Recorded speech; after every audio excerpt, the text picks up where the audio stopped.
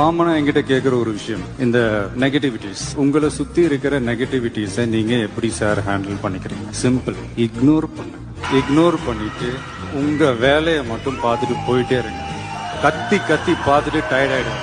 இது என் வாழ்க்கையில நிறைய நடந்திருக்கு, அதனால நான் சொல்றேன்.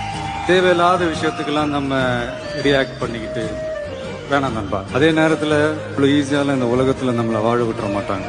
போட்டு ஒரு வழி பண்ணுவாங்க, நாலா பக்கத்துலேருந்து போட்டு நம்மள ஒரு ப்ரெஷர் பண்ணுவாங்க. வேற வழியே இல்லை, அதெல்லாம் தாண்டி தான் நம்ம வந்தாங்க. எல்லாருக்குமே நம்மளை பிடிச்சி போச்சுன்னு வைங்களேன், அப்புறம் லைஃப் போர் அடிச்சிடாது. அப்புறம் நீங்க யாருக்காக என்ன சாதிப்பீங்க, யாரை சந்தோஷப்படுத்துவீங்க? கொஞ்சம் பேருக்காவது நம்மளை பிடிக்காம இருந்தா தான் லைஃப் ஒரு மாதிரி ஜாலியா இருக்கும், இன்ட்ரெஸ்டிங்கா இருக்கும், சுவாரஸ்யமா இருக்கும். அழகும் ஆடம்பரமும் இருந்த 1000 பேர் கூட ஆசையா பழகுவாங்க. அன்பா இருந்தா பழகிற 10 பேர் கூட உண்மையா இருக்கும். 2 things will define you ன்னு சொல்லுவாங்க. Your determination when you have nothing, your attitude when you have everything. Easy தான், கடைபிடிச்சு